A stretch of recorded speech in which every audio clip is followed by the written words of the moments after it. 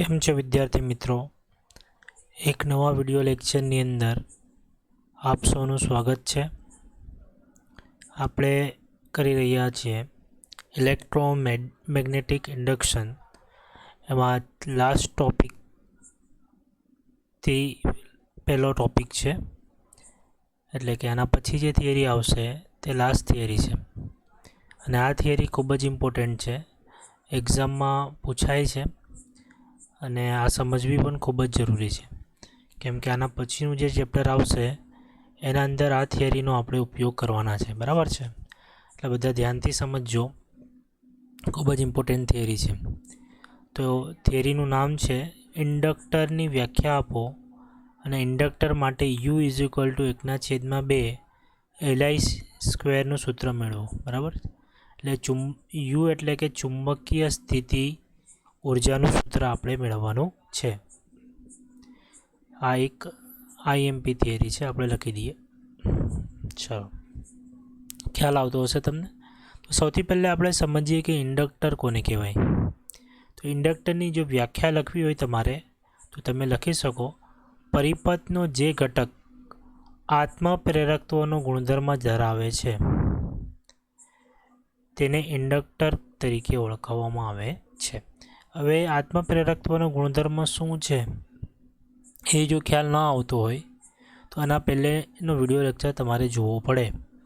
એની અંદર આપણે પ્રેરકત્વના બે ગુણધર્મોની ચર્ચા કરેલી, એક અનન્ય પ્રેરકત્વ અને એક હતું આત્મપ્રેરકત્વ। આત્મપ્રેરકત્વની આપણે ત્યાં ડિટેલમાં વાત કરેલી, સેલ્ફ ઇન્ડક્ટન્સ, એ વિડીયો તમે જોઈ લો, બરાબર છે। એની લિંક તમને અહીંયા આપી દઈશ, બરાબર। પછી આ તમને ખ્યાલ આવશે, બરાબર। તો ઇન્ડક્ટન્સ અને આત્મપ્રેરણાને કોને કહેવામાં આવે છે એ બધી ચર્ચાઓ આપણે અત્યારે કરતા નથી, બરાબર। અનન્ય પ્રેરકત્વ અને આત્મપ્રેરકત્વ વચ્ચે શું ભેદ છે એ તમને આગળના વિડીયો લેક્ચરની અંદર મળી જશે। એટલે જે પરિપથનો ઘટક આત્મપ્રેરકત્વનો ગુણધર્મ ધરાવે છે તેને ઇન્ડક્ટર તરીકે ઓળખવામાં આવે છે। ચલો, ખ્યાલ આવી ગયો તમને ઇન્ડક્ટરની વ્યાખ્યા। એનો જે સિમ્બોલ છે, એની જે સંજ્ઞા છે તે તમે કંઈક આ રીતે દર્શાવી શકો।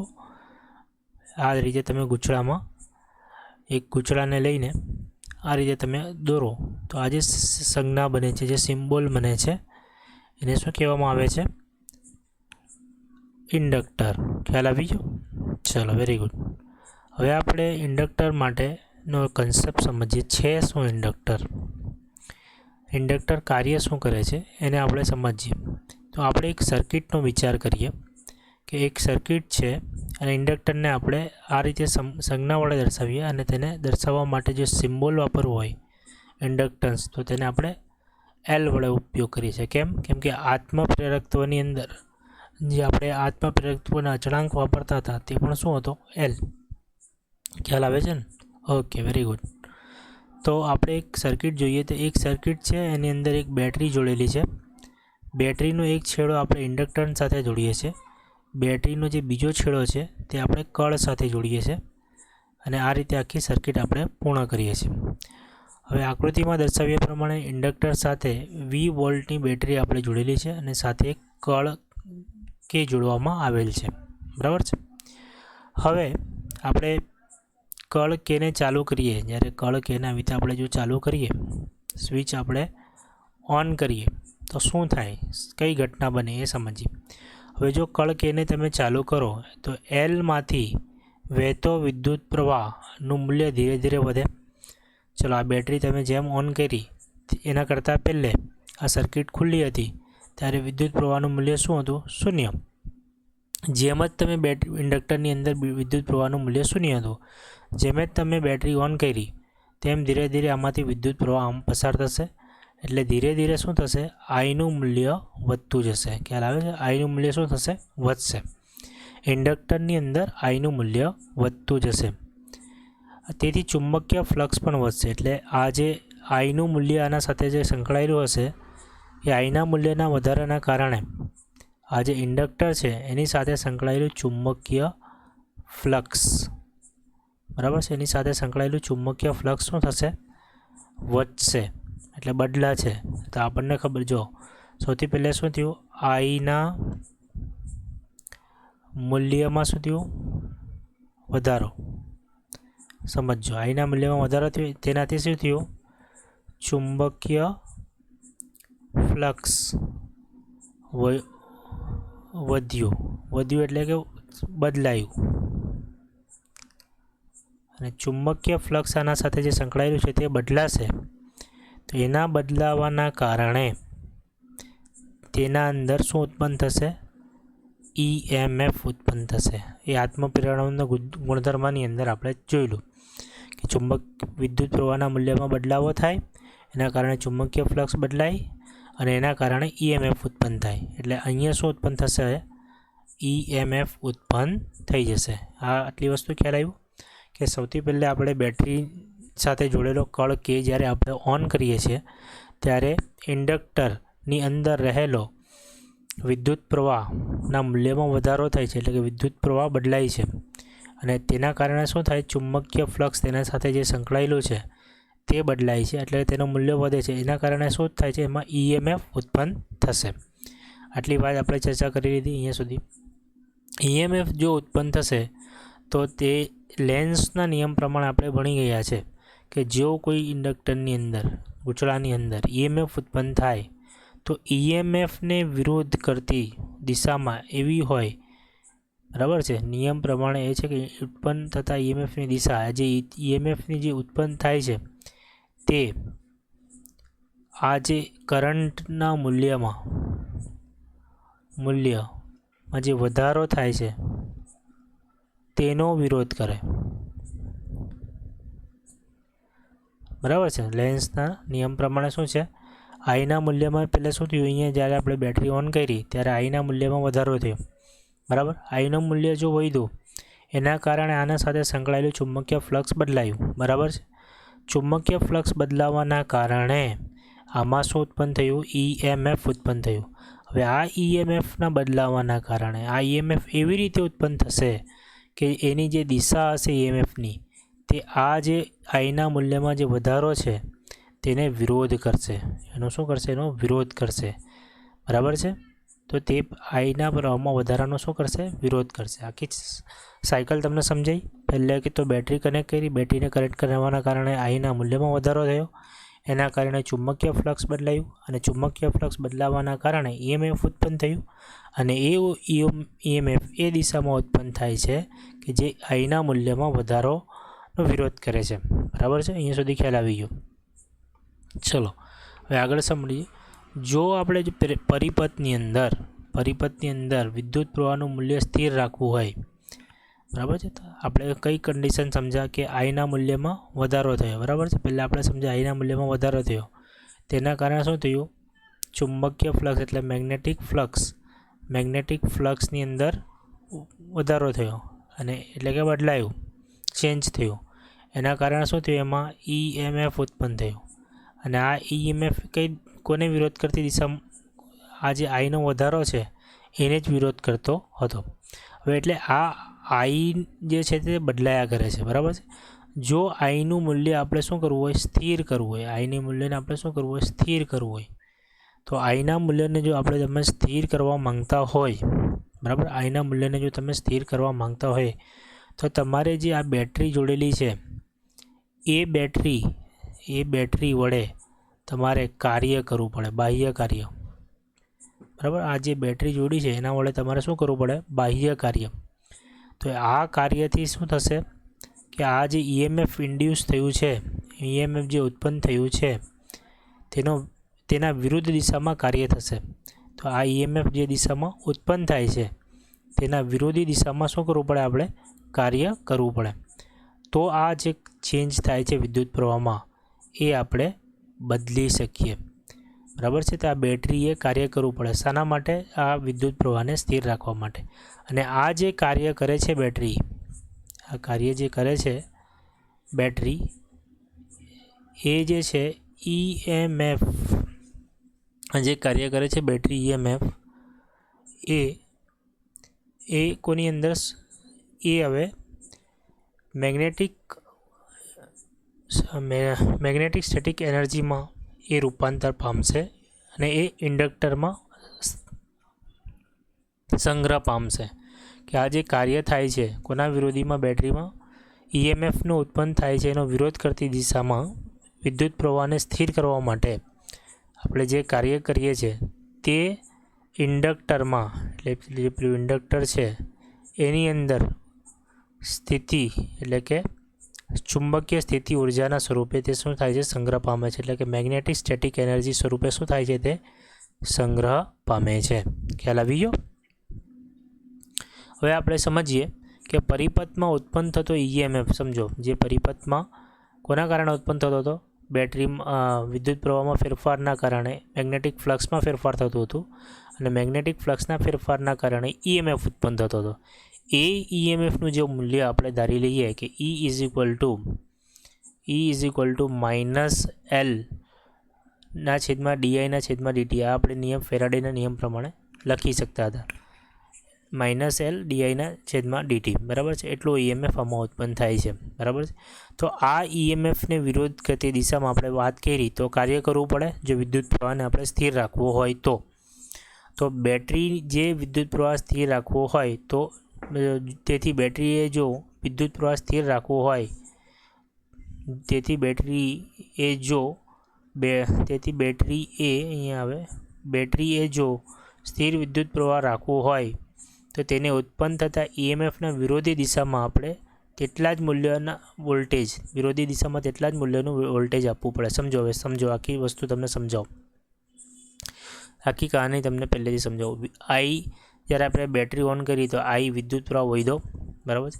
આ વિદ્યુત પ્રવાહ વધવાના કારણે શું થયું, મેગ્નેટિક ફ્લક્સની અંદર શું થયો, વધારો થયો, બરાબર છે. મેગ્નેટિક ફ્લક્સના વધારાના કારણે અહીંયા ઈએમએફ ઉત્પન્ન થયું.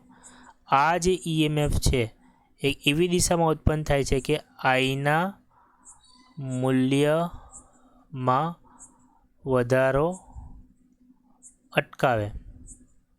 એટલે એના કારણે શું થાય, વિદ્યુત પ્રવાહમાં ફેરફાર થાય છે.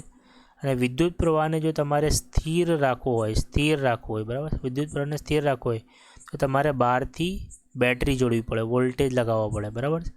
આ વોલ્ટેજ શું કરશે, આ વોલ્ટેજ આ ઈએમએફ છે ને એને સ્ટોપ કરશે, એને અટકાવશે. એટલે જેટલો ઈએમએફ ઉત્પન્ન થતો હોય તેટલા જ મૂલ્યનું તમારે બેટરી લગાવવી પડે. અને આના કરતાં ઈએમએફ જે દિશામાં ઉત્પન્ન થતો હોય એના કરતાં વિરોધી દિશામાં તમારી જે આ બેટરી હશે એ લગાવવી પડશે. આખી કહાની સમજ પડી? તો એટલે આ જે ઈએમએફને તમારે જે ઉત્પન્ન થાય છે એને અટકાવવો હોય તો એના જેટલા જ વોલ્ટેજનું વિરોધી દિશામાં આપણે વોલ્ટેજ આપવા પડે, બરાબર. એટલે V is equal to minus E. અને જો આપણે સમીકરણ નંબર 1 આપીએ, અને આપણે સમીકરણ નંબર 1 આને આપી દઈએ અને આને સમીકરણ નંબર આપણે 2 આપીએ, બરાબર છે. તો સમીકરણ નંબર 1 પ્રમાણે શું છે, ઈએમએફ કેટલું ઉત્પન્ન થાય છે, માઇનસ એલ ડીઆઈના છેદમાં ડીટી, બરાબર. અને એને જો વિરોધ કરતી દિશામાં આપણે જો વોલ્ટેજ આપવા પડે બેટરી, તો એ બેટરીના વોલ્ટેજ ઈએમએફ જેટલા પરંતુ ઈએમએફની વિરોધી દિશામાં હોય છે. અહીંયા સુધી ખ્યાલ આવી ગયો તમને, બરાબર છે. હવે બેટરી આ જે વોલ્ટેજ આપે છે એટલે બેટરી જે કાર્ય કરે છે એ કાર્ય ઈએમએફની વિરોધી દિશામાં જે કાર્ય કરે છે એ કાર્ય કેટલું હોય એ જો તમારે શોધવું હોય તો આપણે DW કાર્ય P ઇન્ટુ ડીટી એ કાર્યની વ્યાખ્યા પ્રમાણે તમે લખો. P એ શું છે, ઇલેક્ટ્રિક પાવર છે, બરાબર છે. અને ડેલ્ટા ટી શું છે, સમય છે. તો ઇલેક્ટ્રિક પાવરની અંદર તમે P is equal to V into આઈ લખી શકો, બરાબર છે, પાવરનું સૂત્ર પ્રમાણે, બરાબર છે. તો તમે Pની જગ્યાએ V ઇન્ટુ આઈ અહીંયા લખી દીધું અને ડીટી બરાબર અહીંયા લખી દીધું. અહીંયા સુધી ખ્યાલ આવી ગયો તમને? Very good. ચલો નેક્સ્ટ પોઈન્ટ પર આવીએ આપણે. હવે સમજો, આપણે લખ્યું થોડી વાર પહેલાં કે DW is equal to PI. આપણે અહીંયા લખ્યું ને P is equal to V into I, sorry, એટલે Pની જગ્યાએ આપણે શું લખી દીધું, V into I. P is equal to V into I into DT, બરાબર. આઈ આપણે સ્મોલ લખેલો, બરાબર, Pની જગ્યાએ. હવે આ જે V છે એ V વોલ્ટેજની જગ્યાએ તમે માઇનસ E લખી શકો સમીકરણ નંબર 2 પ્રમાણે. દેખાય છે તમને? સમીકરણ નંબર 2માં આપણે ચર્ચા કરી v -e. ખ્યાલ આવે છે? તો આ જે v છે એની જગ્યાએ તમે શું લખી શકો? -e. તો એ જ વસ્તુ અહીંયા લખેલી છે, vની જગ્યાએ -e ઇન્ટુ i dt. બીજી એક વસ્તુ આપણે સમીકરણ નંબર 1 પ્રમાણે આપણે ભણી ગયા કે e -l/di/dt. એટલે આ જે e છે એની જગ્યાએ તમે શું લખી શકો? -l/di/dt. હવે આ માઇનસ છે, આ માઇનસ છે, આ i તો એમને એમ જ લખેલો છે અને dt પછાડી એમને એમ જ લખેલો છે. આ માઇનસ શું થઈ જશે? અહીંયા પ્લસ, એટલે આગળ પ્લસ લખવાની જરૂર નથી. l/di/dt, આ i અને એક dt, એટલે આ dt અને આ dt તો બંને બાજુ શું થઈ જાય છે? કેન્સલ થઈ જાય. એટલે તમને શું મળે? dw li into di. ખ્યાલ આવે છે? તો આટલું કાર્ય આપણે, નાનું કાર્ય જો આપણે વિચારીએ તો dw જે છે li ઇન્ટુ di, આટલું કાર્ય એને કરવું પડે. હવે બીજી વસ્તુ તમે વિચારો કે જો બેટરીમાં જે વિદ્યુત પ્રવાહ છે I0 થી બદલાઈને I સુધી બદલાય છે. તેથી જો વિદ્યુત પ્રવાહ આપણે જાળવી રાખવો હોય તો બેટરીને કરવામાં આવેલું જો કુલ કાર્ય શોધવું હોય તો આ જો સમીકરણ નંબર આને 3 આપીએ આપણે, તો સમીકરણ 3ને આપણે બંને બાજુ શું કરવું પડે? સંકલન કરવું પડે. બરાબર છે? કે કુલ કેટલું કાર્ય કરવું પડે? બંને બાજુ સમીકરણ નંબર 3ને સંકલન કરતા, તો સમીકરણ નંબર 3નું જો આપણે બંને બાજુ સંકલન કરીએ તો dw સંકલન આગળ લખી દઈએ 0 થી i અને અહીંયા લખી દઈએ li di. બરાબર છે? ચલો હવે સંકલન આપણે આગળ વધાવીએ તો તમને ખબર છે કે જો સંકલન આપણે કરેલું dwનું સંકલન તે શું થઈ જશે? w. એટલે dwની જગ્યાએ અહીંયા શું લખાઈ ગયું? w. ખ્યાલ આવી ગયો? 0 થી i લિમિટ આપી દીધી li di. બરાબર છે? હવે l એ છે અચળાંક છે, l અચળાંક છે, તો એ શું થઈ જશે? બહાર નીકળી જશે સંકલનના. તેને આપણે શું કર્યું? બહાર લખી દીધું અહીંયા 0 થી i અને અહીંયા આપણે શું લખેલું છે? i di. બરાબર? Very good. હવે આઈનું જે સંકલન છે તે i²/2 થશે. કયા નિયમ પ્રમાણે? સંકલનના નિયમ પ્રમાણે. એક્સનું સંકલન કરીએ તો x²/2. તો આ નિયમ પ્રમાણે આપણે શું કરી શકીએ? આઈનું સંકલન થશે i²/2 અને અહીંયા જે લિમિટ લગાવેલી હોય આ લિમિટને આપણે સંકલનના બોક્સની લિમિટ બનાવી દઈશું 0 થી i સુધી. બરાબર છે? અહીંયા સુધી ખ્યાલ આવી ગયો? Very good. હવે શું કરીશું? એક વખત સ્મોલ આઈની જગ્યાએ કેપિટલ આઈ, બીજી વખત માઇનસ કરીને સ્મોલ આઈની જગ્યાએ 0 મૂકીશું. એટલે આખું પદ મળશે i²/2 0. 0 તો કંઈ હોય નહીં, એટલે આપણે આ પદ પછાડીનું ન લખીએ તો પણ ચાલે. તો w li²/2. આ આપણે કાર્યનું સૂત્ર અહીંયા સુધી આપણને મળી જશે. w li²/2. અહીંયા સુધી ક્લિયર? Very good. હવે બીજી વસ્તુ આપણે સમજીએ. જેટલું કાર્ય બેટરી વડે થાય છે તેટલી ચુંબકીય સ્થિતિ ઉર્જા સંગ્રહ પામે છે. એટલે આ જે કાર્ય કર્યું આપણે બેટરીએ જેટલું કાર્ય વિદ્યુત પ્રવાહ જે વધતો હતો તેને અટકાવવા માટે EMF વિરુદ્ધ જે કાર્ય કર્યું તેટલું કાર્ય ઇન્ડક્ટરમાં શું થશે? ચુંબકીય સ્થિતિ ઉર્જાના સ્વરૂપે સંગ્રહ પામશે. જેટલું કાર્ય થાય છે તેટલી સ્થિતિ ઉર્જાના સ્વરૂપે તે શું થશે? સંગ્રહ. એટલે સ્થિતિ ઉર્જાનું જે સૂત્ર તમારે મેળવવાનું હતું u જેવી લખેલું u 1/2 તમે લખો અથવા છેદમાં 2 લખો, બંને વસ્તુ એક જ છે li². તો તમે આ સૂત્ર સરળતાથી મેળવી શકો છો. આ બંને એક જ સૂત્ર છે. 1/2 તમે અલગ કરીને લખો કે li² કરીને લખો, બંને વસ્તુ એક જ છે. બરાબર? એ સૂત્ર તમે મેળવી લીધું છે. બરાબર? હવે આમાં અમુક મહત્ત્વની બાબતો તમારે નોંધવાની છે, તે સમજી લો, જે તમને MCQમાં પણ કામ લાગશે. આમાં સમજો, જ્યાં સુધી પરિપથમાં વિદ્યુત પ્રવાહ વધશે, સમજો શરૂઆતમાં આપણે શું કરેલું? વિદ્યુત પ્રવાહ પરિપથમાં વધશે ત્યાં સુધી બેટરી દ્વારા કાર્ય કરવામાં આવશે. એટલે જ્યાં સુધી પરિપથમાં વિદ્યુત પ્રવાહ વધશે તો એમાં શું થશે? Magnetic flux. બરાબર? મેગ્નેટિક ફ્લક્સ વધશે, એના કારણે શું થતું હતું, EMF ઉત્પન્ન થતો હતો અને એ EMF આને વિરોધ કરતો હતો, બરાબર છે. તો આ EMFની વિરુદ્ધ દિશામાં આપણે શું કરતા હતા, એક બેટરી લગાવીને કાર્ય કરતા હતા આ EMFના વિરોધી દિશામાં, જેથી શું થાય, કરંટ સ્ટેબલ રહી શકે. પરંતુ જો આ મેક્સિમમ થઈ જાય, સમજો આ જે મેક્સિમમ થઈ જાય, જો વિદ્યુત પ્રવાહ મેક્સિમમ થઈ જાય, મહત્તમ થઈ જાય, તો આ મેગ્નેટિક ફ્લક્સ છે તે ફિક્સ થઈ જાય, એટલે બદલાય નહીં. કેમ કે આ વિદ્યુત પ્રવાહ ન બદલાય તો મેગ્નેટિક ફ્લક્સ પણ નહીં બદલાય, અને મેગ્નેટિક ફ્લક્સ નહીં બદલાય તો EMF ઉત્પન્ન નહીં થાય, બરાબર. અને EMF ઉત્પન્ન નહીં થાય તો આ બેટરીએ કંઈ કાર્ય કરવાની જરૂર નથી, બેટરીએ કાર્ય કરવાની જરૂર નથી. ખ્યાલ આવે છે? એ જ વસ્તુઓ તમને અહીંયા આ પોઈન્ટની અંદર આપણે સમજાવેલી છે. બીજી વસ્તુ, હવે બેટરી જ્યારે આપણે એના કરતાં ઊંધું વિચારીએ કે જો કરંટ ઘટે, સમજો જો કરંટ શું થાય, ઘટે, લેસ થાય, કરંટ શું થાય, ઘટે. કરંટ ઘટે, વિચારો ઇન્ડક્ટરની અંદર શું થાય છે, કરંટ પહેલે વધતો હતો, હવે આપણે જે આ કળ છે એ સ્વિચ જે હતી એના સાથે જોડેલી, યાદ હોય તો તમને, આ સ્વિચ આપણે ઓપન કરી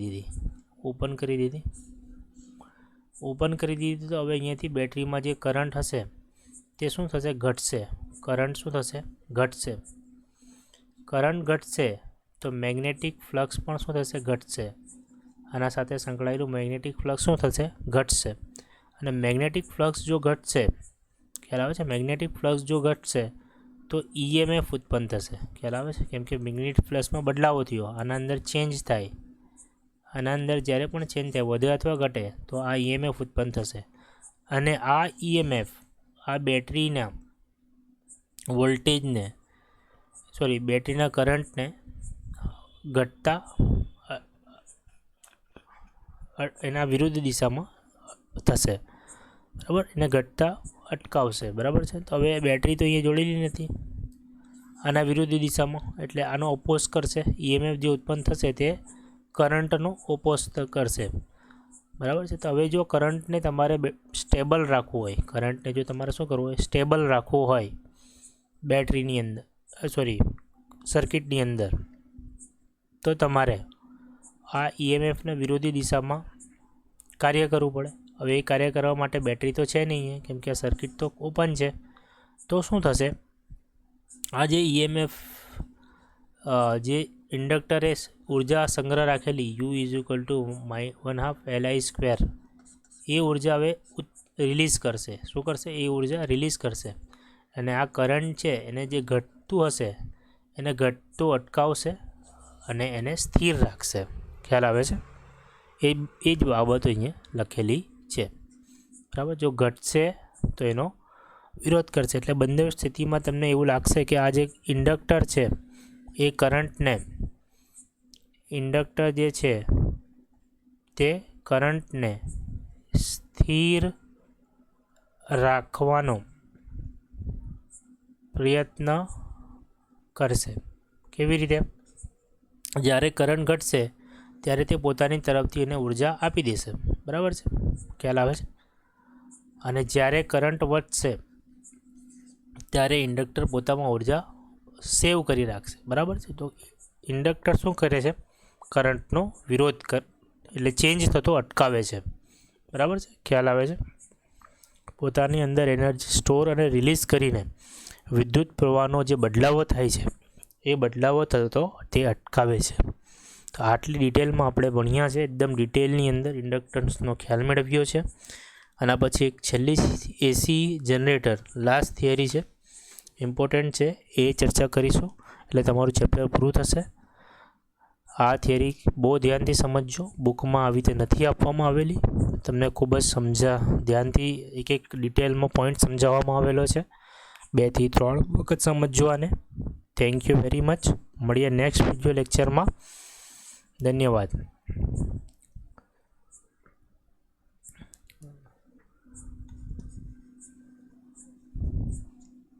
બરાબર છે.